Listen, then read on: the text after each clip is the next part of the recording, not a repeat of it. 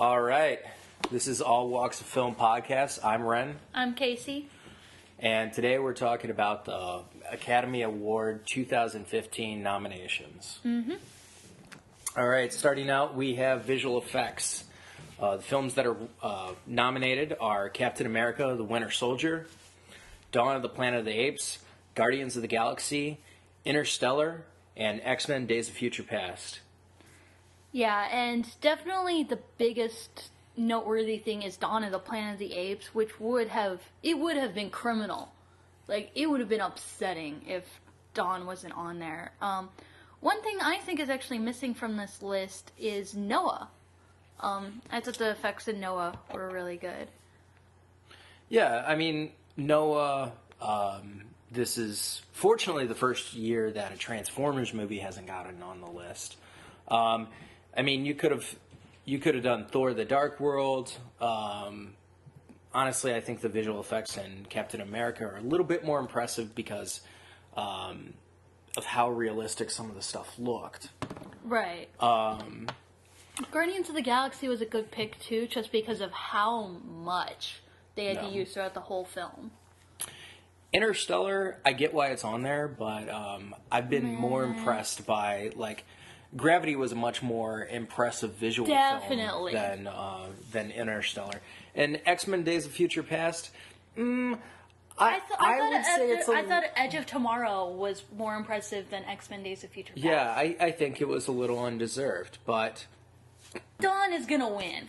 If it doesn't, that's going to be a travesty. Which, not that the Oscars doesn't do travesties a lot. The only one I could see beating it is Interstellar, and that would be just because people love Christopher Nolan. All right, so next we have sound mixing. We have American Sniper, which we haven't seen. Yeah, neither of us have seen it. We almost got a ticket for it, but it was like sold out in 2 seconds. Yeah. Literally 2 seconds. Like, literally less than a minute. Yeah. Full. Birdman. Interstellar. Which is good. I appreciate Birdman being on the list. Yeah. And we're just going to call it Birdman because it's got a long-ass title. Long. And, yeah.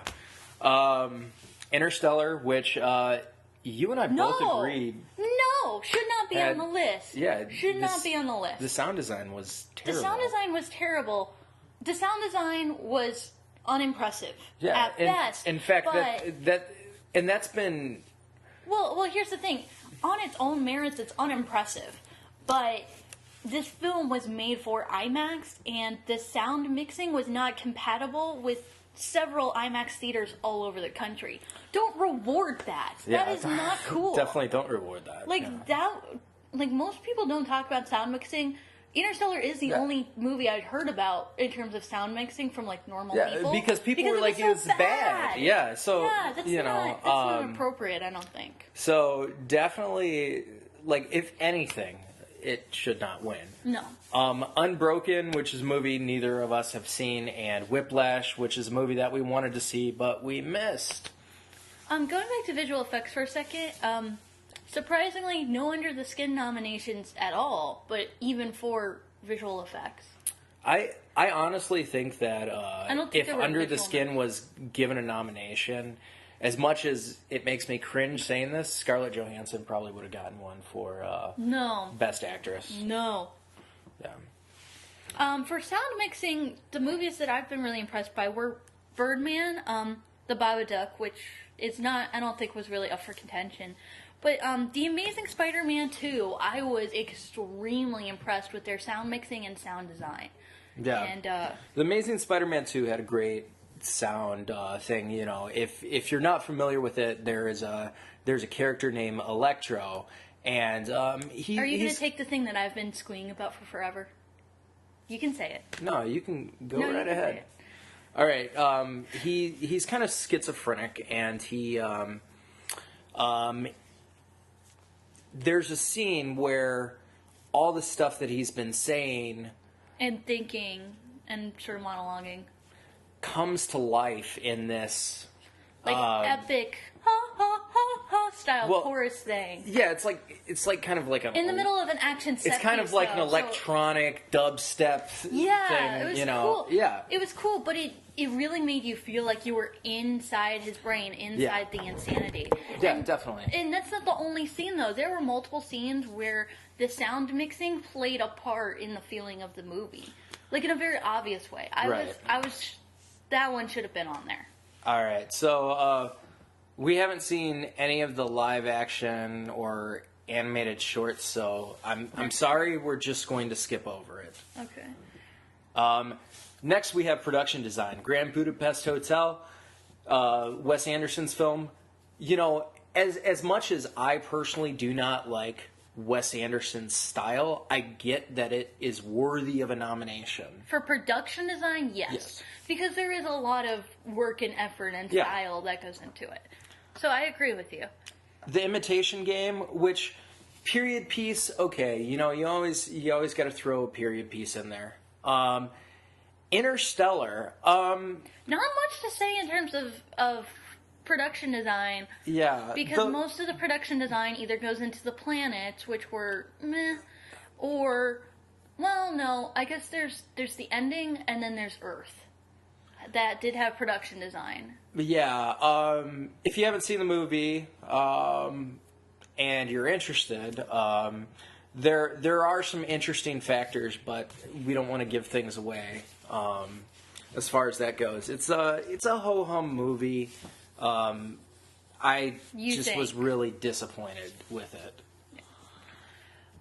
Then we have Into the Woods, the musical, and there's musical is always going to get production design and costume, Yeah. and Mr. Turner, which I had never heard of. I got a bunch of nominations. Mr. Turner is about an artist, but isn't that Peter Pettigrew from the Harry Potter movies, or like the dude from Sweeney Todd? No, it looks like him. No, it's That's not him. Okay. No, it's Sam Rockwell. Oh, okay. Yeah. But for production design, I was pissed. I was livid. No. Grand Budapest Hotel, okay.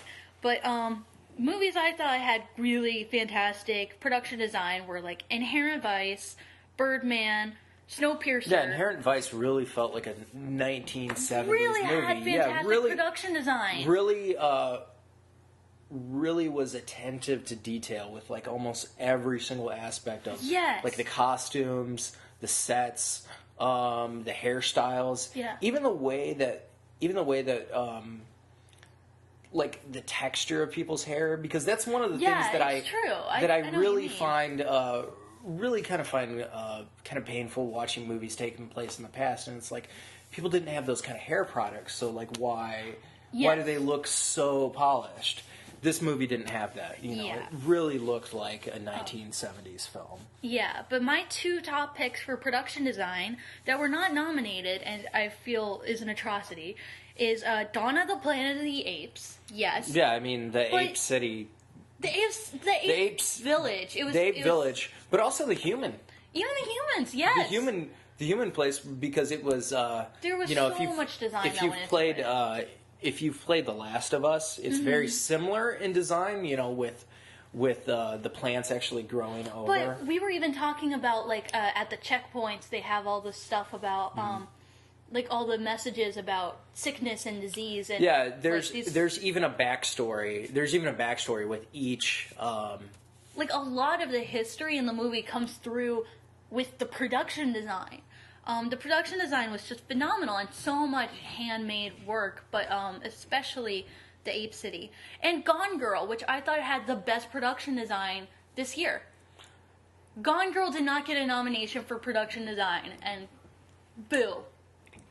I personally liked Apes better, but like when it comes to production design, I'm always partial to like fantasy and sci-fi movies. No, you're right. I did like Dawn's better, but Gone Girl is the one I expected. Yeah. I guess it seemed obvious enough and like normal enough that I thought it would get a production design. Part of me thinks that the audience that nominated, the people that nominated, I can easily understand that Gone Girl might be too subtle. They might not notice it. Too subtle. subtle in production design. I know, Too subtle. but you No. know, it. No, I don't agree with that. Okay. I don't think so. I think they use production design category as an excuse to give some of their favorites an extra nomination. Yeah. So, do you have any predictions over the win on production design? Probably Grand Budapest Hotel. I am probably going to argue that Mr. Turner will win in production design. Okay. Just because I've seen clips and stuff of it. Do you have any predictions for sound mixing or visual effects? Not sound mixing, but like I said, visual effects. It has to be Dawn. It has to be Dawn. Yeah, visual effects. I'm going to give a benefit of the doubt and say it's going to be Dawn. Because as far as sound mostly mixing, mocap, Yeah. motion capture is the big thing right now. yeah. As far as sound mixing goes, even though I haven't seen it, my prediction is probably going to be American Sniper. American Sniper, yeah. We actually skipped over sound editing. Yeah. Oh, yes, we did. All right. So going back, we have sound editing. We have American Sniper once again, Birdman, Once again, The Hobbit, The Battle of Five Armies, Interstellar, and Unbroken. Now, I think The Hobbit's gonna win. Because that's kind of like, that's the one that, one of these things is not like the other. Well, the reason why I'm going to argue with that is most of the people that, nominate for sound and stuff like that don't understand sound. So sound editing and sound mixing almost always get the same film. That's true. So my prediction is it's going to be the same film, and it's going to be Yeah, American Sniper. I kind of don't understand why they have two separate categories. Because I wish they had. it is different. But No, it is different, but I wish they had sound design, just overall sound. I think they do that in the Golden Globes, but yeah. Yeah, Golden Globes. Blah. Yeah. Okay, All right, so now we have Best Original Song. The nominations that we have are Lost Stars from Begin Again, which neither of us have seen. Then we have I'm Not Gonna Miss You from Glenn Campbell, I'll Be Me.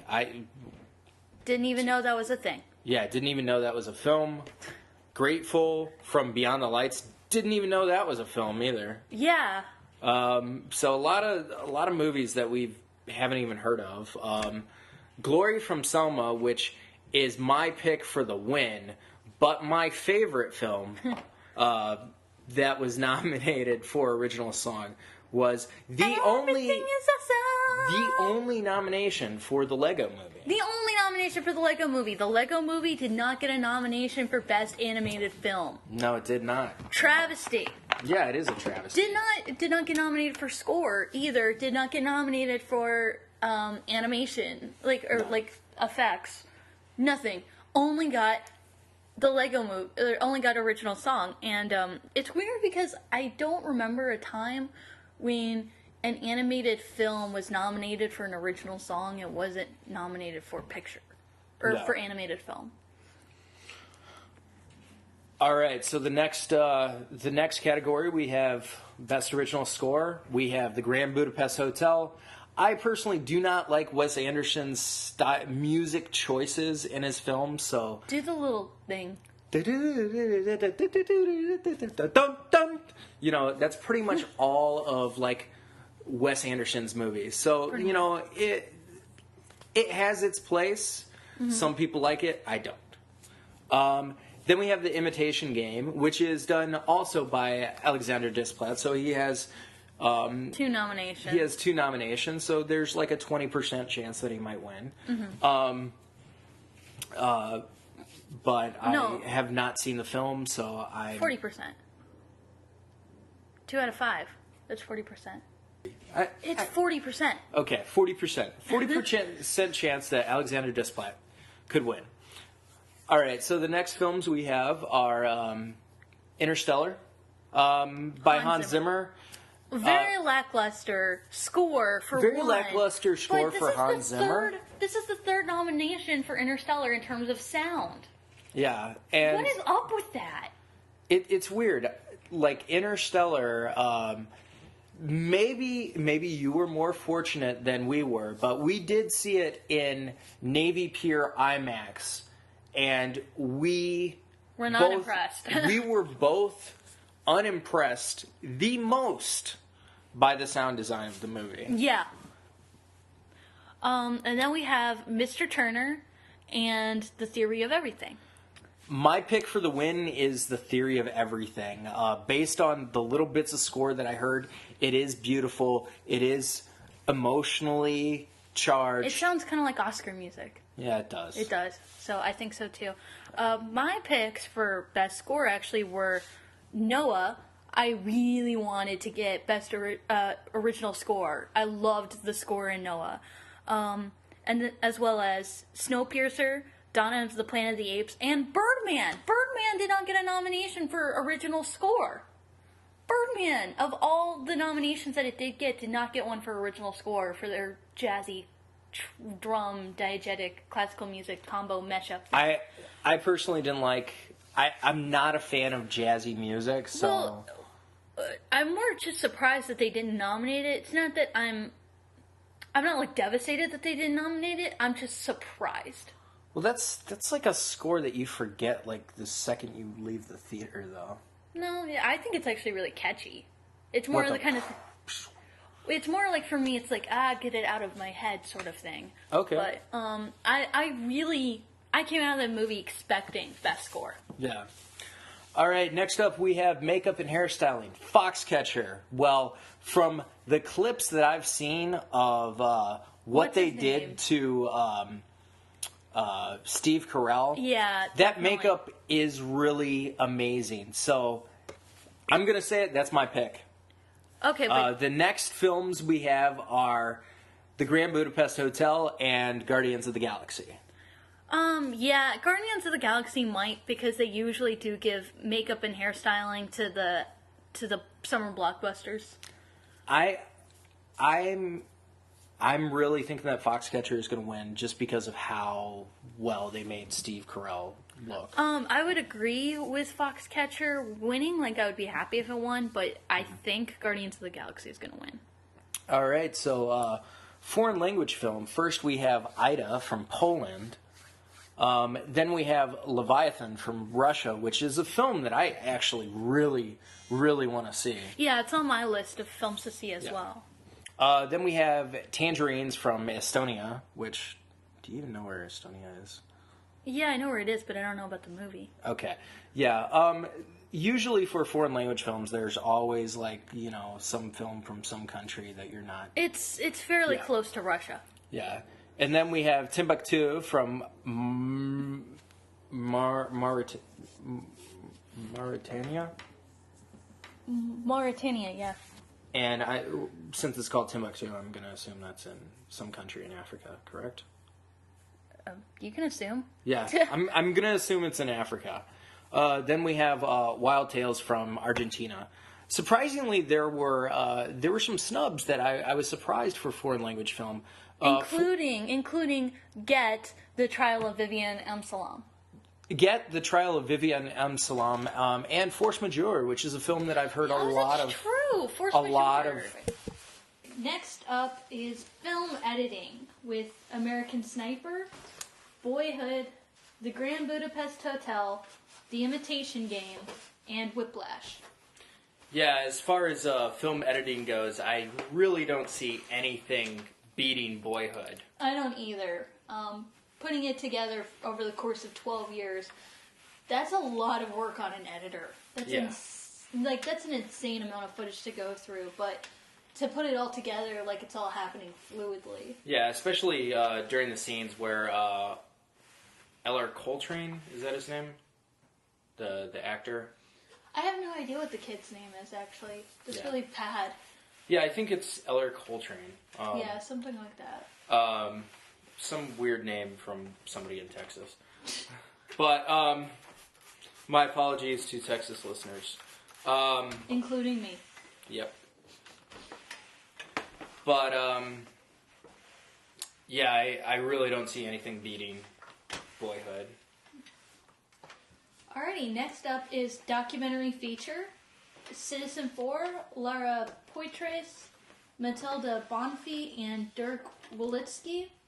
Finding Vivian Meyer, John Maloof, and Charlie Siskel. The Last Days in Vietnam, Rory Kennedy and Kevin McAllister. The Salt of the Earth, Wim Wenders, Giuliano Roberto. That's Wim Wenders, by the way. Wim Wenders? Okay. Yeah, he's German. And David Rosier. Virunga, Orlando von Einstead. Einsedel. And Joanna Nadasigara. Yeah, we apologize to any foreign listeners because that was bad. I need new glasses, so oh, okay. I really need new glasses, so I'm just kind of like, eh. All right. My bad. Well, our apologies to any of our foreign listeners that may or may not have been offended by our horrible pronunciations of non-Anglican names. But, so I personally haven't seen any of these documentary features, but you saw Citizen 4, right? No, I haven't seen Citizen 4 yet. Okay. I intend to watch it soon because it's of a topic that I'm very close at heart to, and that it's talking about the NSA and Edward Snowden. So yeah, it's a documentary about Edward Snowden. So yeah, I'm looking forward to seeing it. But other than that, documentary is always a toss-up because usually the picks that I like for documentary are never the ones that win. And this is also a time where a couple documentaries that we thought may have gotten on the list actually were not included in that. One of the big ones was... Well, the big snub was definitely Jodorowsky's Dune. Yeah. Yeah, that was definitely the big snub that everyone was expecting, as well as for no good reason, Gonzo. Yeah, it was about the Gonzo's, artist for Gonzo. Yeah, for Gonzo. The Hunter S. Thompson artist. Yeah. And that documentary was supposed to be the artist and Johnny Depp, basically talking about his work. Yeah. But I think the Academy is kind of getting sick and tired of Johnny Depp, just like all audiences. I don't know what happened to him, that just like kind of very suddenly just boom. Yeah, the Academy doesn't like him anymore. I don't like him anymore. Well, and, that sucks. I don't like disliking Johnny Depp. Yeah, but I don't like him. I think he's young enough, and I do say young enough, for redemption. I mean, yeah. Hell, maybe Quentin Tarantino needs to grab get, him. Super old fashioned very quickly. It was weird. Yeah. All right. Next up is director. Boyhood or the Unexpected Virtue of Ignorance, Alejandro Gonzalez Inarritu, which the woman who was saying the nominations really couldn't pronounce his name. I know we can pronounce names just a couple seconds ago, but yeah. Alejandro G. Gonzalez Inarritu. Yeah, showing off your Puerto Rican side. Well, I know it's. I think that's respectable enough to. Yeah. Yeah. And then Boyhood's Richard Linklater. Yeah. Foxcatcher Bennett Miller. Grand Budapest Hotel Wes Anderson, and The Imitation Game Morton. You know how to pronounce his name? Tildum? It's Tildum, right? What is it? Morton Tildum? Morton Tildum. Morton Tildum. I mean, it could possibly not be pronounced that way. I mean, Ray Fiennes looks like Ralph Fiennes, so I mean, it happens sometimes. We mess up names even though it looks like another name. Well, I definitely think out of this list, it's probably going to be Richard Linklater. But I actually am going to call it a toss-up between Richard Linklater and Inarritu. I think that... Do you really think Inarritu over Wes Anderson? Because they love Wes They Anderson. love their Wes Anderson, They but love like their Birdman is a movie that like they have gone head over heels over. That's true. I guess so. The people that I thought were kind of snubbed in this category was Dan Gilroy for Nightcrawler. This is a debut for him, but such a strong one. I really wanted a little bit of love. I got a feeling that we will see him again in the Oscars. Yeah. And then Jin-Ho Bong, I really wanted to get a nomination for Snowpiercer, but no love for Snowpiercer. No love for Snowpiercer No love because for Snowpiercer is a fuck the system movie, And they are the system. Yeah. But definitely the big one, I think, is David Fincher for Gone Girl. No nomination for director. David Fincher has gotten a lot of love for films that were kind of undeserved. I thought the girl with the dragon tattoo was a very meh film, and I think the general audiences are getting kind of tired of his very long-paced movies, even though I really like Gone Girl. Yeah. And I wasn't bored throughout the film. In fact, oddly enough, I kind of wish the film was longer just because when it gets to the last segment of the film, I really want more out of it. Yeah, a little bit more after where they ended is what Yes. I kind of wanted, yeah. All right, for costume design, the Grand Budapest Hotel, of course. Well, but, the costume design actually looks pretty good, though. Yeah, and there is definitely the Wes Anderson stylist, take to it.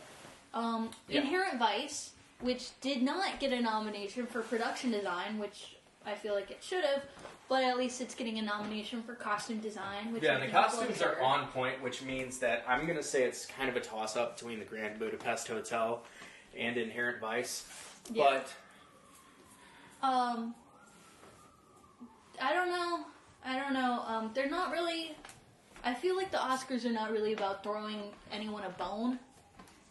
They like to heap a lot of awards on the same movie. yeah, that is true.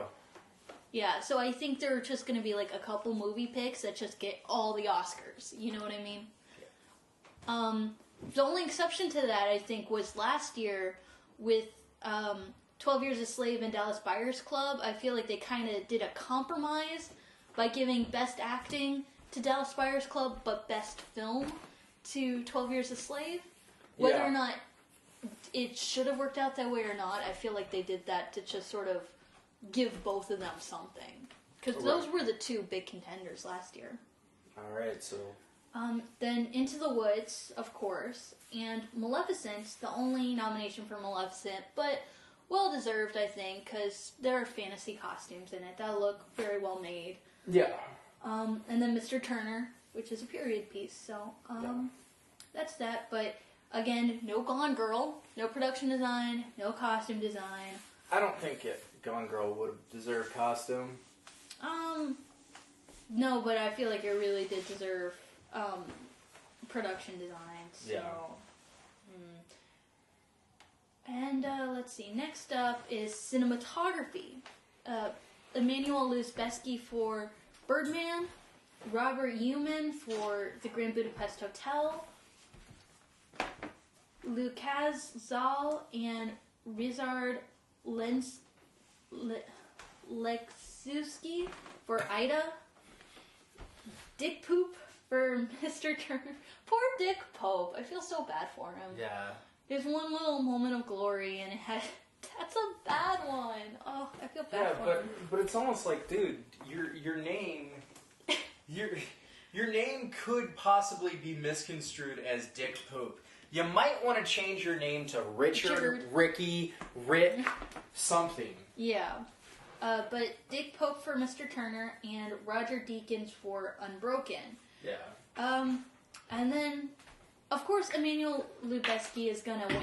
Yeah, Just for being Emmanuel I don't think- Lubezki, he's just gonna win. I don't think I don't think anyone really stands a chance against him. I don't think so either, and I'm okay with that because Birdman did have fantastic cinematography. Yeah, Birdman. If I could say one very strong thing about Birdman, it would be its cinematography. Yeah. And then the snubs I felt in this case were, again, Gone Girl and Nightcrawler, which both had fantastic cinematography, as did Snowpiercer, but no love for Snowpiercer. Just, Gone Girl and Nightcrawler really did get a lot of snubs. Yeah, I feel like. they did. You know what's not on this list, though? What? Interstellar. Yeah, well, Which at least would be more deserved than sound mixing and sound editing. Yeah, You gotta right? admit, that would be better. Yeah, I totally agree with you. So what do we have next? Original screenplay. Finally somebody gives Nightcrawler some love. The only nomination that Nightcrawler got was Nightcrawler by Dan Gilroy, the director. Mm-hmm. He made an original screenplay. This was his directorial debut. And at least he did get original screenplay, because that's the one I'm really, really rooting for. Yeah. Honestly, that's my pick. I- What I want inside. You know? I actually think that this is a lock for Birdman. Nightcrawler. Please, Nightcrawler. But that will Birdman be funny. can win a bunch of other ones that it deserves. I want Nightcrawler to win. Sadly, I don't think it. I don't think it Nightcrawler's- will. If Jake Gyllenhaal couldn't get an Oscar nomination for Best Actor, then I really don't think that the screenplay stands a chance. No, I don't And think so either. I hate that. Yeah. But Birdman, written by Alejandro González Iñárritu, Nicolas Giacobon. Tesla? Just kidding. Seriously, dude. Alexander Dinolaris Jr. and Armando Bo. So 4 writers, and surprisingly did not fuck up the screenplay. Usually a lot of writers is a sign of a bad screenplay, honestly. But in this case, well deserved. I think. Possibly the greatest opening line. Oh, for I the know, movie. and nobody cracked a smile. Oh yeah, we were in the worst audience for that movie. I think we've mentioned that before. Yeah. Let's see, and then Boyhood, written by Richard Linklater, which Yeah. I mentioned in our other podcast that the beauty of Boyhood is the balance between the script and the improvisation. Yeah. So I don't really appreciate it for best original screenplay, because I don't think that's what it. I don't think that was a good. The script was good, but you know the improv helped it a lot, and it was a good balance between the two. Yeah, but I'm not saying it was a bad script. I do think it's a toss-up though Yeah. between Boyhood and Birdman, but I think that Birdman has the stronger leg as far as screenplay goes. Yeah. Boyhood was written by Richard Linklater. Yes. And I then believe Richard Linklater has written all of his own yeah, I scripts. think so too.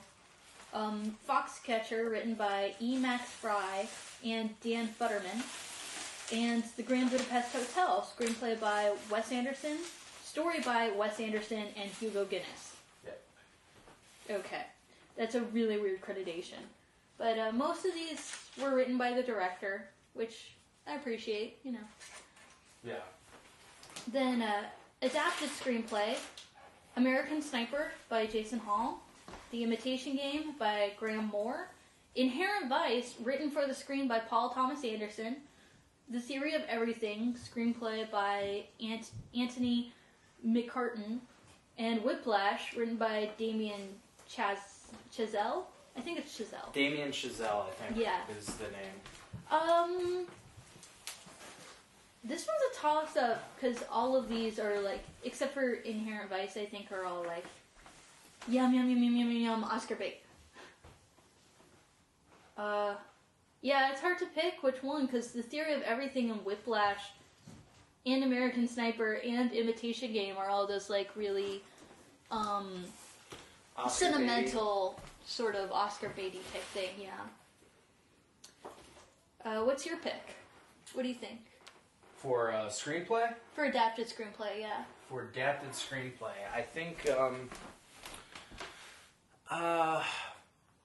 you know, I'm probably gonna say American Sniper. Okay. Yeah, that was honestly going to be my pick, too. It does seem to be a pick that's really trying to bring back this mentality of the good old boys fighting and all that kind of stuff. So I did hear it was a pro-war movie. So really. Yeah, wow. Surprisingly, based on the trailer, it doesn't look like that. No, it doesn't look like that. From the one trailer I will accept watching. I saw one trailer, and it was a perfect trailer, so now I'm just trying to shut my eyes out to all the ones that spoil it. Okay, so, animated feature, Lego Movie, snubbed. Yeah, Lego Movie snubbed. Surprisingly, can't believe that. Surprisingly, got beat out by a stop motion animation movie, Box Trolls. Well, yeah, but the Lego Movie, the reason why that's such a snub is because I know I saw that movie in February, and it's a movie that people are still talking about a lot. So I just can't believe that didn't get a nomination. Yeah, because I've been saying since February that was my pick. Yeah. And the director of the film made his own Lego Oscar. Yeah, that's true. He was like, it's okay, I'll just make my own. Yeah. Very cool. But the actual nominations are the Box Trolls, like you said, Big Hero 6, which takes place in San Francisco, which is kind of the reason why I haven't seen it. How to Train Your Dragon 2, which is the one that won a Golden Globe. Yeah. That one won the Golden Globe for for the final film, the second film from Isao Takahata, the same director of Grave of the Fireflies. Right, The Tale of Princess Kaguya, and Song of the Sea.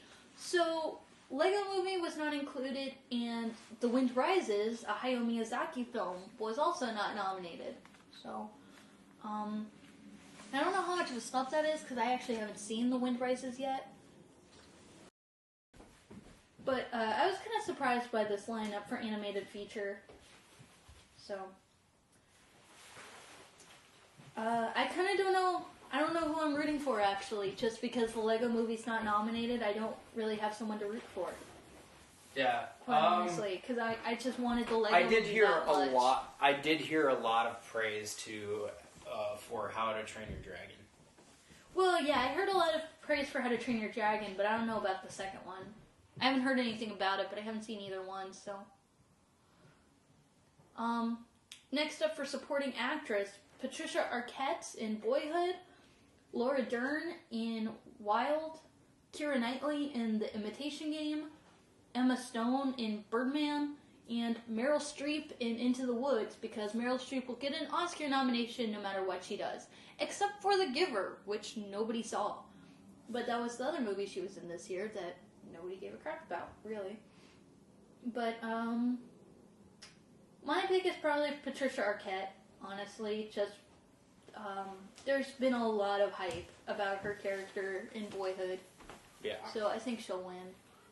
Yeah, I think Patricia Arquette is definitely a good pick. Yeah. Because Meryl Streep is one that the Oscars, they love to nominate her, but she doesn't usually win.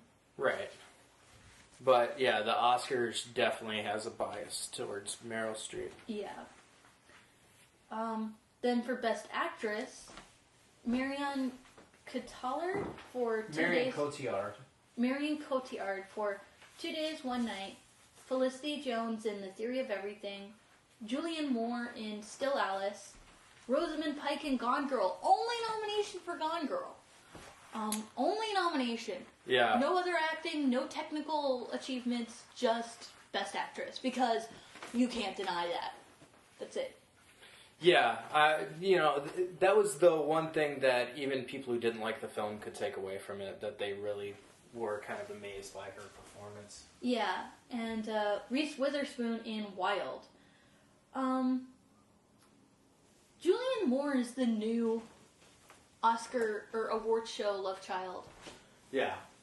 And I kind of don't know why. Like, I like Julianne Moore, but she's never stood out to me as, like, amazing actress. Yeah. She's very good. I'm not trying to say she's not very good, but... I actually heard that Still Alice was fantastic. That's for Still Alice, correct? Yeah, it is. Yeah. But, yeah, my pick is actually Rosamund Pike. I think she'll take this one away for Gone Girl. Yeah, I think it's going to be Gone Girl's only win. Yeah. Well, only nomination. Oh, it is? Okay. Only nomination. Surprising. Only nomination. I'm surprised you didn't get adaptation. Yeah, no best adapted screenplay, no cinematography, no score or production design. I guess because or the controversial acting. nature of, Feminist, anti-feminist, I don't know, whatever it is. Yeah, no matter what you say about it, it's somewhat controversial, even though people are saying completely conflicting things about it. Yeah. Then for supporting actor, Robert Duvall in The Judge. Yeah, that film was not well reviewed, so I don't think that's going to get a win. No, I don't think so either. But they do love Robert Duvall, so that's why Yeah. he got nominated. Yeah, I think so too. Ethan Hawke in Boyhood, which lots and lots of praise for that one. And yeah, he was really good. I was actually watching this movie kind of going like, oh, I wish my dad was Ethan Hawke. That would be cool. Yeah, but... I like Ethan Hawke. Yeah, I have a little bit of a soft spot for him. But Edward Norton in Birdman is, I haven't seen everything Ed Norton's done, but I've seen quite a bit. And this is my favorite role of his that I've seen. Yeah, I still would encourage you to watch So, I mean... American History X before you well, say yeah, that's I haven't seen that. But the so best far... role of his. Yeah, so far, that's my favorite role of his. And apparently, he's very similar to that in real life. So maybe that's why it worked so well for him. Ooh. Yeah, I have heard I've heard that. a lot of things that, like, that's a lot of what he's like in real life to work with. So. Ooh. I know, right? Yeah. Mark Ruffalo in Foxcatcher and J.K. Simmons in Whiplash. Which J.K. Simmons took it away in the Golden Globes. Yeah, I think J.K. Simmons is going to take it away. Even though I haven't seen the performance, I've heard nothing but praise for that role. Yeah, and I like J.K. Simmons, but this year I'm rooting for Ethan Hawke or Edward Norton. One of those two. Then for actor. Yeah, for actor, the win is The Theory of Everything. It's Eddie Redmayne. You want to read it off? Oh yeah, there are other films There's nominated. more than one film nominated, you think? Actually, I think it's going to be a toss-up. For the best actor... For actor, Steve Carell in Foxcatcher, Bradley Cooper in American Sniper, Benedict Cumberbatch in The Imitation Game, Michael Keaton in Birdman, and Eddie Redmayne in The Theory of Everything. And Bradley Cooper and Benedict Cumberbatch are like the two Oscar darlings, I think. I really think that this is going to be a toss-up between Michael Keaton and Eddie Redmayne. The reason why I think it's a toss-up with Michael Keaton is because Michael Keaton is an actor that's kind of fallen off the map. Mm-hmm. And this was his big comeback movie. Yeah, it was a comeback movie, therefore he does stand a very high chance. Yeah, but Eddie Redmayne in The Theory of Everything did have to go through a lot of physically excruciating scenes to put himself in the right position to kind of show how his body was deteriorating. Yeah. So there is that. But Steve Carell, just for being a comedian and this being his first dramatic role. Yeah, from what I've seen from the little clips, all the nominations for Best Actor are really good nominations. Yeah. Then for all right, the Best big Picture. Big one. All right, for Best Picture, we have American Sniper, Birdman, Boyhood, The Grand Budapest Hotel, The Imitation Game, Selma, The Theory of Everything, and Whiplash. So that's 1, 2, 3, 4, 5, 6, 7, 8 8 nominations, and I'm Two still less not than happy last yeah, year. Yeah, exactly. 8 nominations, and I'm still not happy with the lineup. Like, for real. I'm not very happy with this lineup, honestly. Mostly because no Nightcrawler, because I walked out of Nightcrawler saying, best movie of the year. Yeah. Well, as far as this goes, I really think that Boyhood is going to take it home. Oh, definitely. The whole 12-year thing. Yeah. Definitely. 12 years Yeah. a boy. 12 Years a Boy. Yeah. I don't think Grand Budapest Hotel stands a chance No, for I Best mean, Picture. they I kind of love why Wes they Anderson, nominated but it. Wes Anderson is very niche. Like, you know. Well, it's a comedy. I Yeah. don't think a comedy is really going to win Best Picture. Yeah, the last time a comedy won was a very long time ago. Yeah. Yeah, not a lot of nominations for Selma. Not a lot of nominations for Gone Girl or Lego Movie or Inherent Vice or, well, I mean, a couple for Inherent Vice or I think Inherent Vice was a little too goofy or Nightcrawler. for the Oscars. Yeah, I think so. But well, it did get Best Adapted Script nomination. Yeah, but goofy movies can. But Mr. Turner, this movie I've never even heard of, got more nominations than all those movies. Mr. Turner's been getting a lot of good buzz though. Until like the announcement of the nominations, never even heard of it. I've heard a lot about it. Okay. But, you know.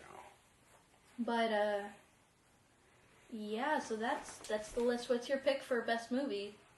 For best movie, Boyhood, pretty much. yeah, best picture is gonna be Boyhood. Yeah. Do you have?